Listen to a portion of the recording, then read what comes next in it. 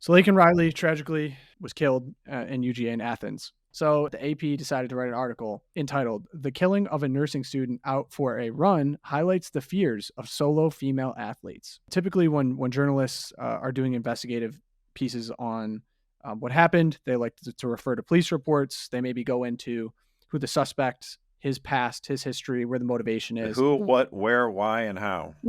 Basic journalism. That's big J journalism right there. 101. First of all, there's like a million things wrong with this. Go off, King. How does the AP know anything? Wait, can the AP even define what a female is? No.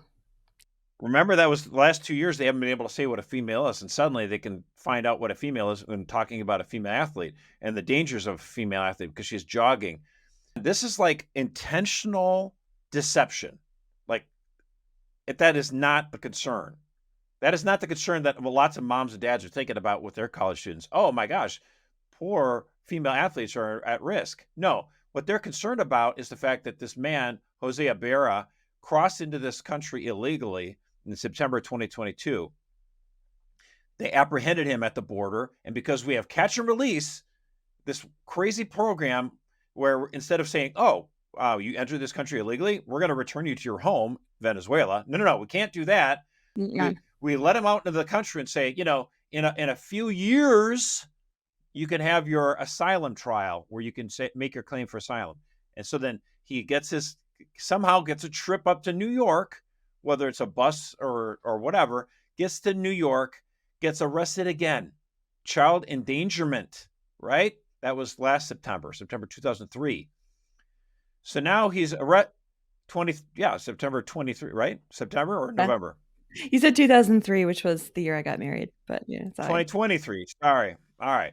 So September 2023, he gets arrested again, this time in New York City, child endangerment, right? But what happens? They don't have any spot to detain him, so they just release him and let him out again. A second, arrested, caught, let go. And then a rinse and repeat. Arrested, caught, let go. He goes from New York down to Georgia. Athens, Georgia, where the University of Georgia is a sanctuary city. So they're not going to be, what does that mean, sanctuary city? It sounds so nice. Oh, they love churches there? No. What a sanctuary city means is they're not going to cooperate with ICE and federal law enforcement officials about someone's immigration status. So this guy is in Athens, Georgia, murders Laken Riley. How's that not illegal? Now, the reporters, what do the reporters do? They refer to him not as a Venezuelan, not a national, not as an illegal alien. Maybe they didn't know he was illegal at first, but they knew he's from Venezuela. They could say Venezuelan national, right? They don't say that. They say Athens resident. He was someone who was residing in the city of Athens, which is technically true. That's where he's been for the last few months till he murdered this woman. But it completely obscures the fact. They don't want you to think he was in the country illegally because then you might think, well, why do we have an open border? Right. They're trying to prevent Americans from understanding the truth. So they're obscuring and preventing you from knowing certain facts. This is a media that hates you and hates your family. When are Americans going to wake up? Laken Riley is dead because of Joe Biden. It's baloney. Yeah, just unconscionable reporting here. Quote from the AP article, quote, "It's unpreventable, I think, what happened to her," end quote, she said. Right.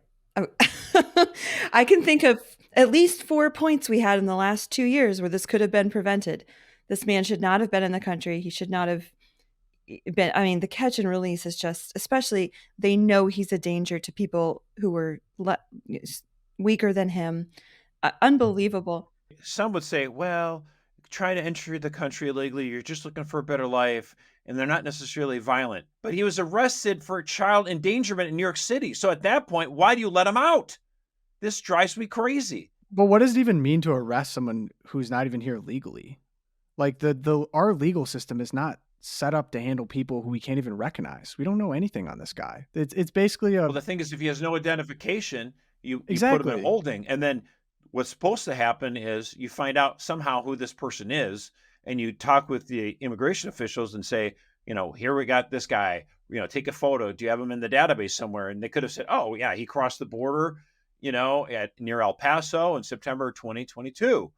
And then you'd be like, oh, was he illegal? Yeah. And you let him out. Okay, yeah. So then in New York City, if you arrest him for child endangerment and you find out he's in the country illegally, maybe you communicate with ICE, and you don't let him go. But of course, New York City is also a sanctuary city, probably the first one, right? And they're not going to cooperate with federal law enforcement officials. This drives me up the wall. Yeah, but since when did it become acceptable to not cooperate with federal law enforcement officials? Like, I don't even understand how that even became a thing. Shouldn't we just you could just say no now to stuff you don't like? Right, because they understand that there's no will in the federal branch to impose the law. So if there's no will, they can say whatever the heck they want. This was a great story, actually. Just it came out of it in Bloomberg. It's lawless, Tom. You're right, though. It is lawless. This came out in Bloomberg around Christmas time, actually, but I pulled it up again. Venezuela, where this perpetrator's murderer came from, the Venezuelan rate of violent deaths has dropped to its lowest level in over 2 decades. Why? Because we are following years of massive migration as criminals and victims flee the nation. Right, we've imported them here.